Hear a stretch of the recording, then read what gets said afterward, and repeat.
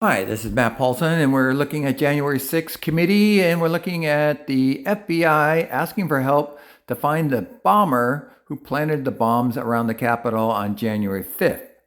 And then there's more evidence that January 6th is not a conspiracy or coup because we see that MSNBC is writing the foreword to the January 6th committee report.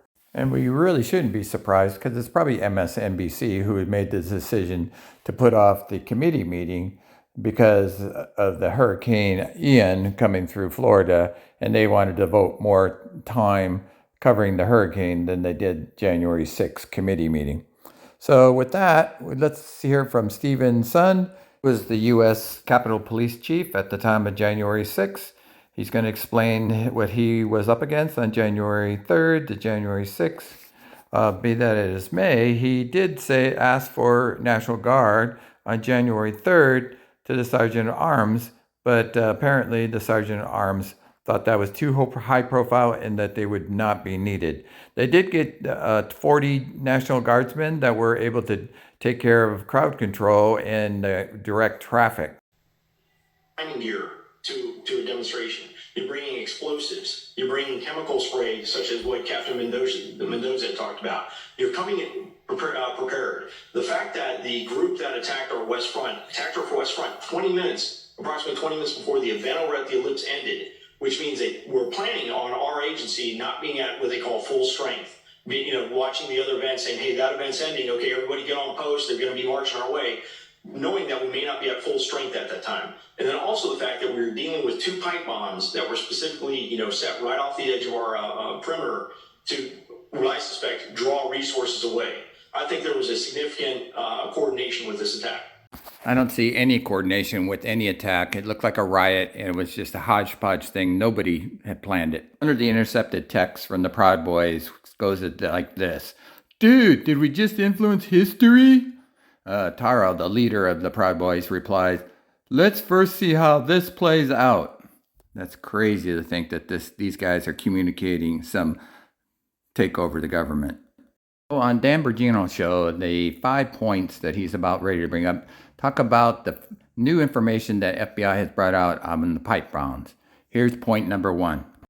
The Capitol Police Chief says the bombs were planted as a distraction to distract law enforcement shortly before 1 p.m. when the breach of the Capitol perimeter was just getting started. According to the official timeline, the breach started just 1 minute after Capitol Police were informed about the pipe bombs, just 2 to 3 city blocks away.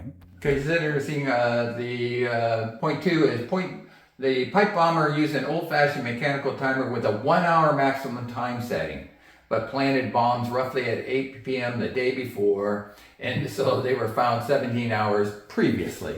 So either they were the piss poor bomber, realized the bombing would not take place on the next day, he wanted to blow it up in the night and it just failed to explode, or he was going to come back later and reset the timer, which is pretty strange that a bomber would not include it. It's very easy to put a 24-hour timer on that if you wanted it to explode the next day.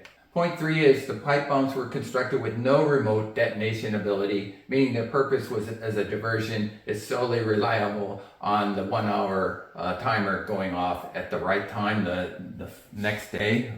Okay, so point 4 is the first pipe bomb was found at 12:40 p.m.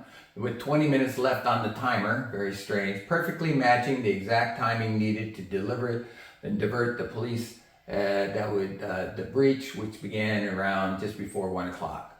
To convince the police the bomb was timed in 1 p.m. For the congressional vote.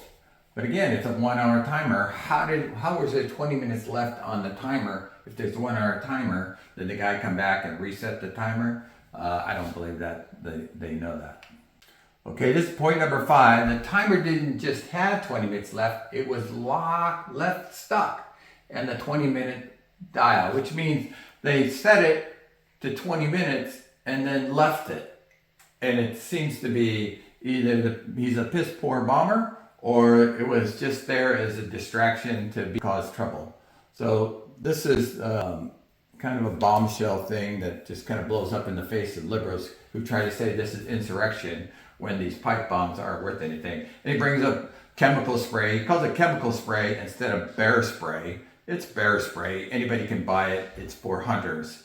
It's not something that's used in insurrection. Stephen's son, who resigned shortly after the deadly assault, told the Senate panel investigating January 6th riots that Pelosi demanded his resignation without a full understanding of what we prepared for. Son regrets leaving the department despite admitting security breakdowns that resulted in a siege that left 5 dead. The police did receive a major backlash after a video emerged of what looked like some officers allowing rioters to enter the Capitol. Another officer filmed taking a selfie with a rioter. And this is more evidence that it's not a coup or insurrection. So this video shows the Capitol building, the RNC and the DNC. The RNC is kind of a back alley area. And this is the front of the DNC at a bench, and that's where they found the 2 pipe bombs. These pipe bombs were viable devices that could have been detonated, resulting in serious injury or death. More details about the bombs. They appear. Okay, so these are the 2 pipe bombs they found. And you can see these are 1-hour timers. And you can see that this thing is stuck at around 30 minutes on this one. And that one, I think it's stuck on 20 minutes. So very interesting that these are 1-hour timers. They didn't go off within the hour when they were planted. It's very strange that the FBI guy would say that these are viable pipe bombs when they're not even properly set up for their timers. They did say there's black powder in there. They didn't say what kind of black powder it's in there. Really, if it was a prank, it was a really poorly planned prank. Authorities also. You see, this is a 60-minute timer, and it's set to go off around 35. It's on 35, so about 35 minutes to go. And both of them are not moving, which is really strange. What kind of pipe bombs these things are, and it looks like it's a kitchen timer, and it's mechanical, and it just doesn't make any kind of sense that a professional bomber would use something like this. And what's so interesting about the Proud Boys' guilty plea, the leader not only pled guilty to seditious conspiracy on the most serious charge, he is cooperating with investigators. Right. So he can tell how when Donald Trump said at the debate with Hillary Clinton to the Proud Boys, stand back and stand by, that incited them. That increased their membership. That's when they started meeting with people. Okay, that's a bunch of hooey, you know. When Proud Boys has a membership of 100, and then Donald Trump mentions them in a speech to stand down, and then all of a sudden their membership goes from 100 to 300.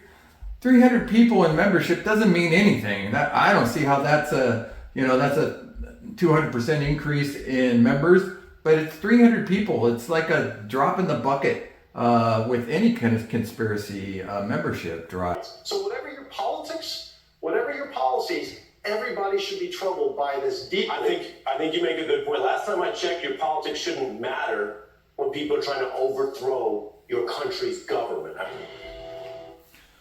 Okay, so it doesn't really matter what your politics are when people are trying to overthrow the government. The Proud Boys, the Oath Keepers, they're all there. The guys with the horns, these people with bear spray, the flag holders. Oh, those are really dangerous people up there, mountain climbing gear, and that's all the stuff you need to take over the government, right? Okay, well, that seems a little far-fetched to me.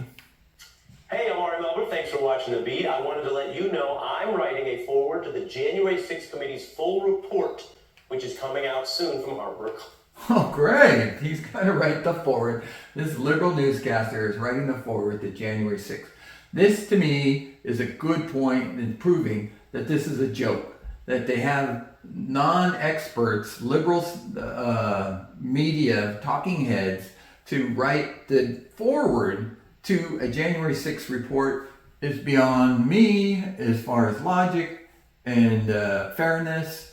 Why would you have a knucklehead like him writing a foreword to a book that's supposed to be a factual, historical, and it's also supposed to recommend changes to the security at Capitol? Why it is, it's beyond me. This is ridiculous. He's in it for the bucks. This is a joke. I don't know why anybody would believe it.